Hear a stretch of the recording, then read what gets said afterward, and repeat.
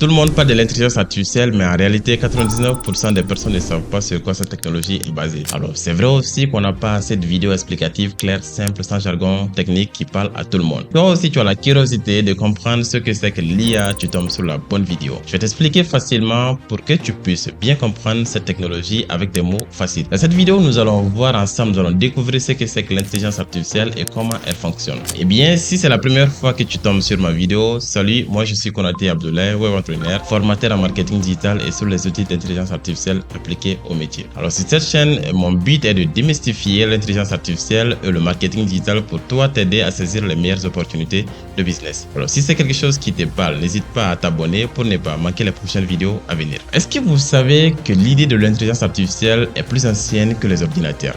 Et oui, théoriquement on parlait de l'IA bien avant l'arrivée des ordinateurs depuis au temps d'Aristote. Lorsqu'on parle d'intelligence artificielle, on imagine tout de suite des films de science-fiction avec des robots humanoïdes comme Terminator, mais en réalité, l'IA, ce n'est pas ça. L'intelligence artificielle, c'est comme un cerveau fabriqué par les humains pour aider les machines comme les ordinateurs, les robots ou les applications à apprendre à partir de données et de prendre des décisions un peu comme nous les humains. Mais attention, elle ne pense pas comme l'humain, elle calcule, elle analyse, elle prédit. Pour mieux comprendre le fonctionnement de l'IA, il faut comprendre comment fonctionne le cerveau humain. Mais au lieu d'être fait de cellules ou de neurones, comme notre propre cerveau, l'IA est créée avec des programmes informatiques ou encore des algorithmes qui lui permettent de résoudre des problèmes, de prendre des décisions de manière plus intelligente. Alors, avant de parler de l'IA, il faut savoir qu'est-ce que c'est qu'un algorithme. C'est très important. Un algorithme, c'est une suite d'instructions qu'on donne à une machine pour effectuer une action. En gros, c'est des étapes d'exécution écrites en langage informatique. Alors, par exemple, quand tu cliques sur l'icône Google, un algorithme se déclenche en arrière-plan. Tu ne le vois pas, mais il donne des instructions à ton ordinateur pour qu'il puisse ouvrir l'interface. Voici un autre exemple, c'est quand un enfant appuie sur la télécommande d'une voiture jouet et qu'elle avance. Alors, c'est parce qu'un programme a été écrit pour donner des instructions à ces jouets. Alors maintenant, l'IA, ce n'est pas juste un algorithme, c'est un ensemble d'algorithmes capables d'apprendre. Un programme classique exécute uniquement ce qu'on lui dit. L'IA, elle peut s'améliorer à partir des données qu'elle reçoit. Et ça change tout. Dans les années 1950, lors de la conférence d'Altmund, là où le terme intelligence artificielle a été officiellement utilisé, les scientifiques voulaient créer une machine capable de copier entièrement l'intelligence humaine. Mais cela n'a pas fonctionné. Pourquoi? Parce qu'on manquait de puissance de calcul, de données et de processeurs performants. Les ordinateurs n'étaient pas assez puissants, alors les chercheurs ont changé d'approche. Au lieu de copier toute l'intelligence humaine, ils ont décidé de copier une seule capacité à la fois. Reconnaître des images, comprendre des textes, analyser des sons, et ça a commencé à fonctionner. Ce qui nous a permis d'avoir des outils comme Gemini pour l'image, ChatGPT pour le texte, ElevenLab pour la voix, Suno pour la musique, etc. Et cette catégorie est appelée l'IA faible, qui est la première phase de l'intelligence artificielle. Ici, dans cette phase, les programmes IA sont conçus pour permettre à une machine ou à un logiciel d'exécuter une seule tâche. On les appelle encore les IA monotâches ou les IA étroites. La deuxième phase qu'on appelle l'AGI, l'intelligence artificielle générale ou encore l'IA forte. Ici, l'IA serait capable d'égaler l'intelligence humaine dans tous les domaines. Et c'est là que ça devient chaud et en ce moment, ça sera difficile de répondre à la question est-ce que l'intelligence artificielle va remplacer les humains? Malheureusement, ou sinon heureusement, c'est encore pas arrivé. D'après certains spécialistes, ça pourrait prendre jusqu'à 5 voire 10 ans. Mais est-ce qu'on est préparé même? C'est ça la vraie question. En tout cas, Mark Zuckerberg, le créateur de Facebook, a pris de l'avance quand on voit l'investissement colossal qu'il est en train de faire et il ne s'amuse pas avec cette histoire-là. Et la troisième et dernière phase, c'est ce qu'on appelle la super intelligence artificielle. Et d'après les spécialistes, malheureusement sans doute, dans cette phase, mes amis, l'IA va dépasser l'être humain dans toutes ses facettes. Mais est-ce qu'on va arriver à ce niveau? Je ne sais pas encore, mais les Chinois y croient.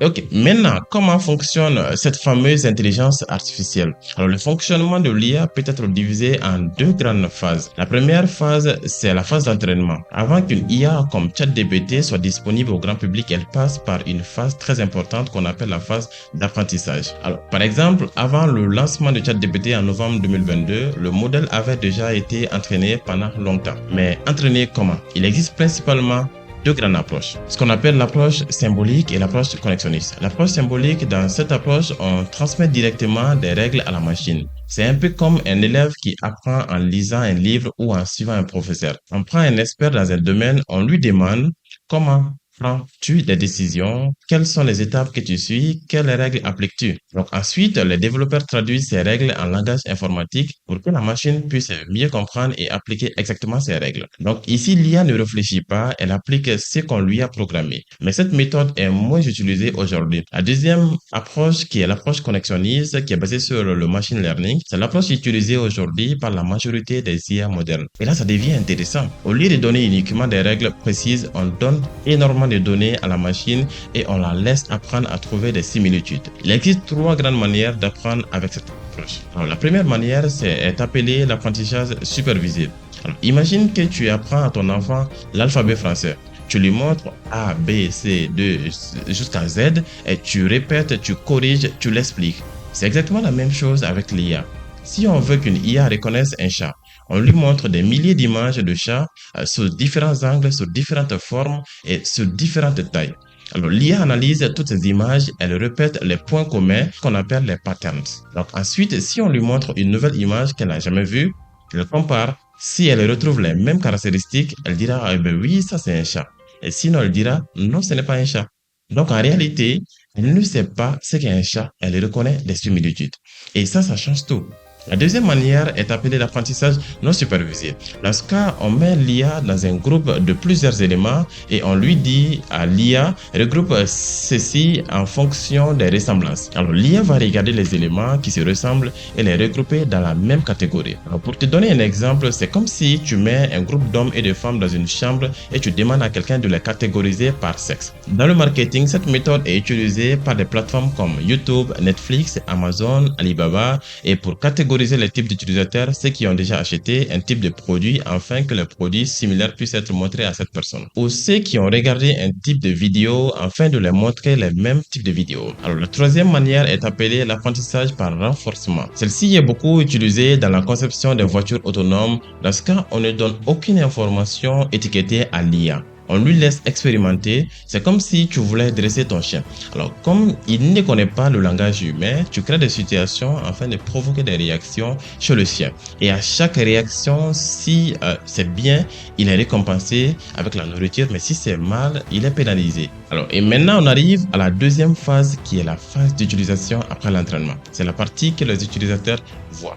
Alors, l'IA est mise à disposition du grand public. Plus on l'utilise, plus on la partage des informations, texte, image, vidéo, et plus elle devient performante. Alors, il faut savoir que pour chaque prompt que vous rédigez sur ChatGPT, il y a un mécanisme qui se déclenche. Par exemple, quand tu écris « Donne-moi 5 idées de contenu pour mon business », alors ce n'est pas juste une question qui part dans le vide. Il y a un processus qui se déclenche en coulisses. On peut le résumer en 6 étapes simples. Première étape, ton prompt est interprété. D'abord, le système lit ton texte, il essaie de comprendre qu'est-ce que tu veux. Exactement, tu cherches une explication, une liste, un plan, un exemple. Tu parles de quel sujet? Tu veux un ton professionnel, simple, humoristique? Alors là, est-ce que tu as déjà remarqué deux personnes poser la même question à ChatGPT, mais obtenir des réponses très différentes? C'est parce que l'IA ne lit pas seulement le mot, elle lit aussi l'intention derrière les mots. Deuxième étape, tout simplement, ton prompt est converti en langage mathématique. Ensuite, ton texte est transformé en quelque chose que la machine comprend. Des nombres, par exemple. L'IA ne comprend pas le français comme toi. Elle transforme tes phrases en représentation interne. Comme si l'IA disait, ok, ces prompts ressemblent à 1000 autres prompts. Donc, et je vois le type de réponse que tu attends. Alors, la troisième phase, l'IA va chercher dans sa mémoire d'apprentissage. Elle va chercher dans ce qu'elle a appris pendant son entraînement. Elle repère les modèles. Quels genres de réponses sont souvent attendues? Quelle structure marche le mieux? Quelles phrases reviennent dans ce contexte? Et là, est-ce que tu vois maintenant que l'IA peut répondre vite même sur des sujets complexes? Alors, parce qu'elle ne réfléchit pas au sens humain, elle reconnaît des chemins. Quatrième étape, elle génère la réponse mot par mot. Ensuite, l'IA commence à écrire. Elle ne sait pas la réponse d'un coup. Elle fait une chose très spécifique. Elle prédit le mot le plus probable après le précédent. Elle écrit par exemple le mot 1, après il y a le mot 2 qui est susceptible d'arriver, après le mot 3 à la plus forte probabilité, ainsi de suite. Alors, comme un GPS, le GPS ne conduit pas ta place. Il calcule juste la route la plus probable. C'est pareil ici. Alors, la cinquième étape, elle ajuste la réponse selon le contexte. Alors, ce qui rend ChatGPT puissant, c'est qu'il prend en compte ce que tu as dit avant la conversation, ton style, tes demandes, tes contraintes. Donc, si tu dis réponds comme un professeur, réponds comme un ami, réponds ou sinon fais un texte sur LinkedIn, l'IA adapte. C'est pour ça que la manière dont tu poses la question change énormément la qualité de ta réponse. Et enfin, la dernière et sixième étape, elle renvoie la réponse et la conversation continue. Alors, enfin, elle t'affiche la réponse et quand tu réponds non, je veux plus court, ajoute des exemples, change le ton. Tu es en train de faire ce qu'on appelle l'itération. Tu ajoutes, tu précises et l'IA s'aligne. Donc, en clair, à chaque prompt, tu déclenches une machine de calcul géante qui analyse ta demande, qui retrouve des schémas, qui prédit des réponses et qui le sert le résultat en quelques secondes. Alors maintenant, la vraie question que beaucoup se posent, comment une IA peut analyser ton prompt, chercher des milliards de données, et prédire des mots et te répondre en quelques secondes? Est-ce que c'est de la magie? Non, c'est de la puissance de calcul. Pour comprendre, imagine une chose simple. Quand tu fais un calcul dans ta tête, 12 fois 8, tu mets peut-être 2 ou 3 secondes pour avoir la réponse. Mais une calculatrice, elle le fait instantanément. Pourquoi? Parce qu'elle est spécialisée dans le calcul. L'IA, c'est pareil. Sauf que ce n'est pas une calculatrice normale, c'est un système connecté à des milliards de processeurs ultra puissants qu'on appelle les GPU. Ces processeurs sont capables de faire des milliards d'opérations mathématiques par seconde. Imagine 10 000 cerveaux mathématiques qui calculent en même temps, c'est ça un data center. Un immense bâtiment rempli de serveurs, chaque serveur contient des cartes graphiques puissantes. Ces cartes exécutent des calculs nécessaires pour générer ta réponse, en parallèle et en temps réel. Quand toi, tu envoies un prompt, ton message voyage à travers l'Internet, il arrive dans un centre de données, là-bas des serveurs analysent ton texte, les GPU exécutent les calculs, le modèle prédit les mots, la réponse est générée, puis elle te revient. Tout ça en quelques millisecondes. Et ce n'est pas de la conscience, ce n'est pas de la réflexion humaine, c'est de la statistique très grande vitesse. Et maintenant, réfléchis un peu. Pourquoi on ne pouvait pas faire ça en 1980? C'est parce que les ordinateurs n'étaient pas tout simplement puissants, les ordinateurs étaient trop lents, il n'y avait pas assez de data, les CPU n'existaient pas à ce niveau. Aujourd'hui, on a le cloud computing, des centres de données géants, des connexions fibres ultra rapides, des puces spécialisées dans l'IA. Donc, ce qui paraît instantané est en réalité le résultat de dizaines d'innovations technologiques. Alors, il faut comprendre une chose. Pour que l'intelligence artificielle fonctionne, ce n'est pas juste un petit logiciel tranquille dans un coin derrière. Il y a des milliards de données, textes, images, vidéos, sons, des centres de données gigantesques, des processeurs ultra puissants qu'on appelle également les CPI ou les GPI, une consommation massive d'électricité et même de l'eau pour refroidir les serveurs. Et oui, tu as bien entendu, même de l'eau est utilisée dans le process de l'IA. Donc, quand toi, tranquillement, tu écris un prompt sur ton téléphone, derrière, il y a des calculs gigantesques, des machines qui tournent des milliards d'opérations mathématiques en quelques secondes. Ce n'est pas magique, c'est la puissance industrielle. C'est pour ça que créer une intelligence artificielle de A à Z, ce n'est pas aussi simple que ça. C'est pas un petit projet de garage, c'est des années de recherche, des milliards d'investissements, des infrastructures colossales. Maintenant, retenez bien ceci. L'IA n'est pas un humain, elle n'a ni conscience, ni émotion, ni intention cachée. Elle ne rêve pas, elle ne pense pas, elle ne ressent rien, elle calcule, elle prédit et elle optimise. C'est un outil extrêmement puissant, un outil créé pour nous aider à automatiser certaines tâches, pour aller plus vite, pour analyser plus, pour produire plus. Mais la vraie question, ce n'est pas est-ce que l'IA est dangereuse?